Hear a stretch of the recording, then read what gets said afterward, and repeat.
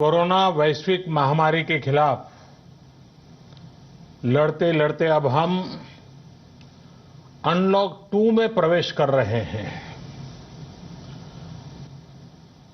और हम उस मौसम में भी प्रवेश कर रहे हैं जहां सर्दी, जुकाम, खांसी, बुखार ये सारे न जाने क्या क्या होता है, ये मामले बढ़ जाते हैं।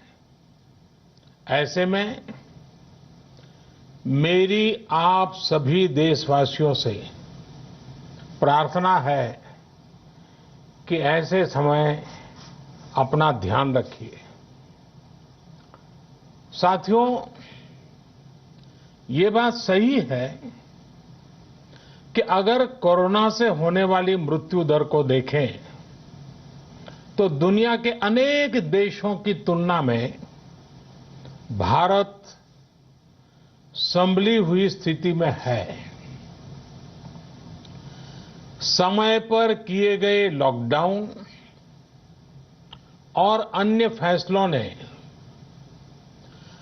भारत में लाखों लोगों का जीवन बचाया है, लेकिन हम ये भी देख रहे हैं कि जब से देश में अनलॉक 1 हुआ है, व्यक्तिगत और सामाजिक व्यवहार में लापरवाही जरा बढ़ती ही चली जा रही है।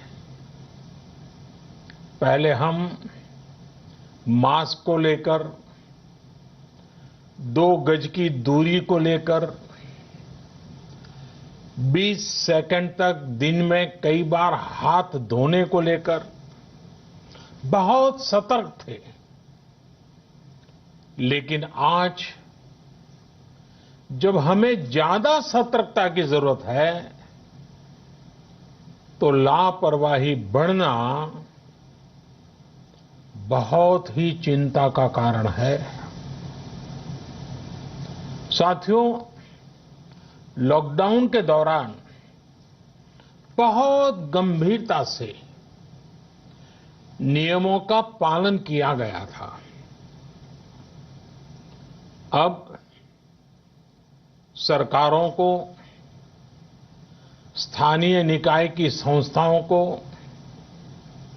देश के नागरिकों को फिर से उसी तरह की सतर्कता दिखाने की जरूरत है। विशेषकर कंटेनमेंट जोन्स, उस पर तो हमें बहुत ध्यान देना होगा।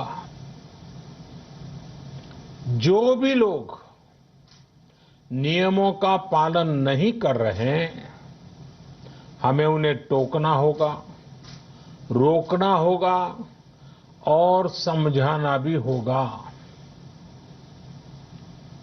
अभी आपने खबरों में देखा होगा, एक देश के प्रधानमंत्री पर 13,000 रुपये का जुर्माना इसलिए लग गया क्योंकि वो सार्वजनिक स्थल पर मास्क पहने बिना गए थे। भारत में भी स्थानीय प्रशासन को इसी चुस्ती से काम करना चाहिए। ये 130 करोड़ देशवासियों के जीवन की रक्षा करने का अभियान है। भारत में गांव का प्रधान हो या देश का प्रधानमंत्री, कोई भी नियमों से ऊपर नहीं है। साथियों, लॉकडाउन के दौरान देश की सर्वोच्च प्राथमिकता रही ऐसी स्थिति न आए कि किसी गरीब के घर में चूल्हा न जले। केंद्र सरकार हो, राज्य सरकारें हो, सिविल सोसाइटी के लोग हों, सभी ने पूरा प्रयास किया कि इतने बड़े देश में हमारा कोई गरीब भाई बहन भूखा न सोए। देश हो या व्यक्ति, समय पर फैसले लेने से, संवेदनशीलता से फैसले लेने से किसी भी संकट का मुकाबला करने की शक्ति अनेक गुना बढ़ जाती है। इसलिए लॉकडाउन होते ही सरकार प्रधानमंत्री गरीब कल्याण योजना लेकर आई। इस योजना के तहत गरीबों के लिए 2.25 लाख करोड़ रुपए का पैकेज दिया गया। साथियों, बीते 3 महीनों में 20 करोड़ गरीब परिवारों के जनधन खातों में सीधे 31,000 करोड़ रुपया जमा करवाए गए हैं। इस दौरान 9 करोड़ से अधिक किसानों के बैंक खातों में 18,000 करोड़ रुपए जमा हुए हैं।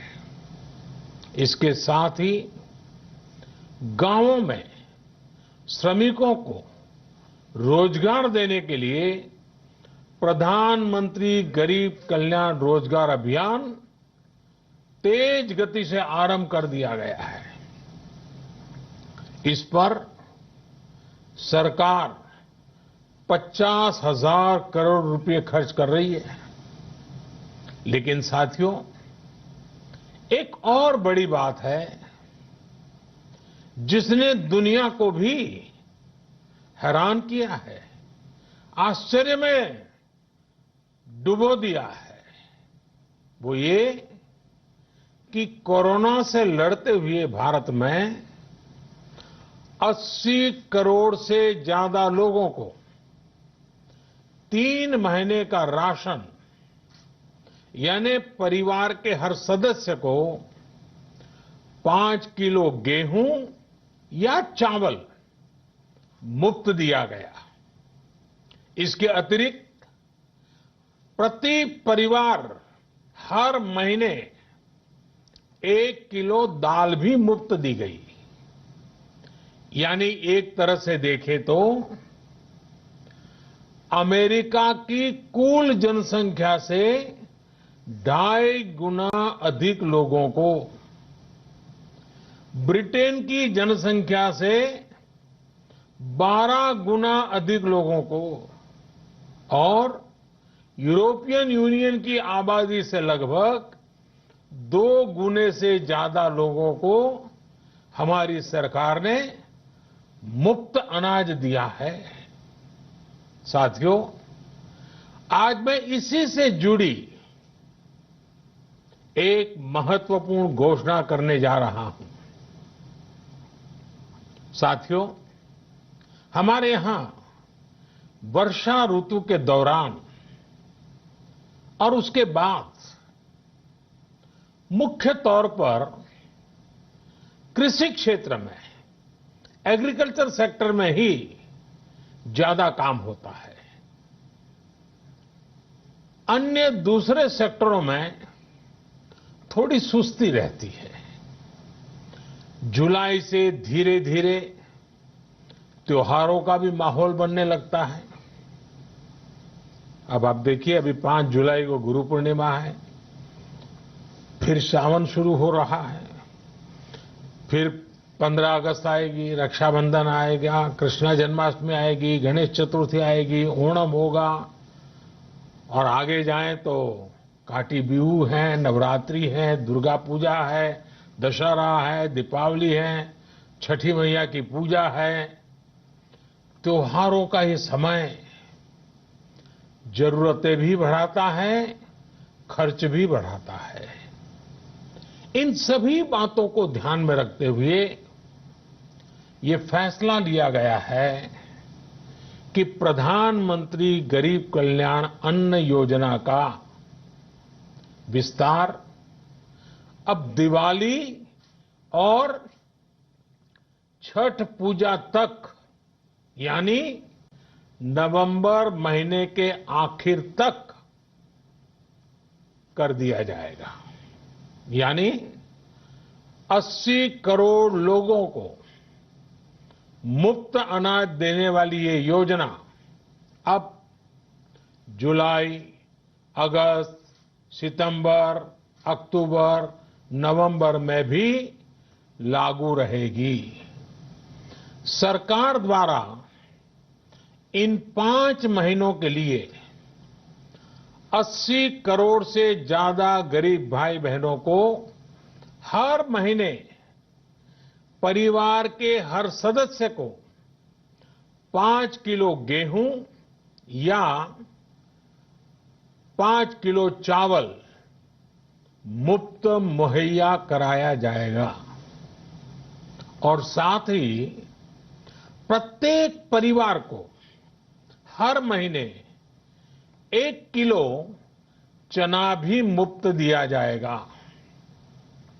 साथियों, प्रधानमंत्री गरीब कल्याण अन्न योजना के इस विस्तार में 90,000 करोड़ रुपए से ज्यादा खर्च होंगे और अगर इसमें पिछले 3 महीने का खर्च भी जोड़ दें तो ये करीब करीब 1.5 लाख करोड़ रुपया हो जाता है। अब पूरे भारत के लिए हमने एक सपना देखा है। कई राज्यों ने तो बहुत अच्छा काम भी किया है। बाकी राज्यों पर भी हम आग्रह कर रहे हैं कि इसको काम को आगे बढ़ाएं। और काम क्या है? अब पूरे भारत के लिए एक राशन कार्ड की व्यवस्था भी हो रही है। यानी एक राष्ट्र एक ration card, one nation one ration card. इसका सबसे बड़ा लाभ उन गरीब साथियों को मिलेगा जो रोजगार या दूसरी आवश्यकताओं के लिए अपना गांव छोड़ करके कहीं और जाते हैं, किसी और राज्य में जाते हैं। साथियों, आज गरीब को, जरूरतमंद को सरकार अगर मुफ्त अनाज दे पा रही है तो इसका श्रेय प्रमुख रूप से 2 वर्गों को जाता है। पहला, हमारे देश के मेहनती किसान, हमारे अन्नदाता, और दूसरा हमारे देश के ईमानदार टैक्स पेयर। आपका परिश्रम, आपका समर्पण ही जिसकी वजह से देश ये मदद कर पा रहा है।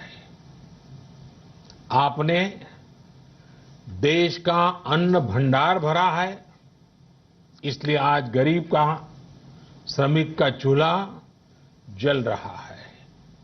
आपने ईमानदारी से टैक्स भरा है, अपना दायित्व निभाया है, इसलिए आज देश का गरीब इतने बड़े संकट से मुकाबला कर पा रहा है। मैं आज हर गरीब के साथ ही देश के हर किसान, हर टैक्स पेयर का हृदय से बहुत बहुत अभिनंदन करता हूं, उन्हें नमन करता हूं। साथियों, आने वाले समय में हम अपने प्रयासों को और तेज करेंगे। हम गरीब, पीड़ित, शोषित, वंचित हर किसी को सशक्त करने के लिए निरंतर काम करेंगे। हम सारी एहतियात बरतते हुए इकोनॉमिक एक्टिविटीज को और आगे बढ़ाएंगे। हम आत्मनिर्भर भारत के लिए दिन रात एक करेंगे। हम सब लोकल के लिए वोकल होंगे। इसी संकल्प के साथ हम 130 करोड़ देशवासियों को मिलजुल करके संकल्प के साथ काम भी करना है, आगे भी बढ़ना है। फिर से एक बार मैं आप सबसे प्रार्थना करता हूं, आपके लिए भी प्रार्थना करता हूं, आपसे आग्रह भी करता हूं, आप सभी स्वस्थ रहिए, 2 गज की दूरी का पालन करते रहिए, गमछा, फेस कवर, मास्क ये हमेशा उपयोग कीजिए, कोई लापरवाही मत बरतिए। इसी आग्रह, इसी कामना के साथ मैं आप सभी को बहुत बहुत शुभकामनाएं देता हूं।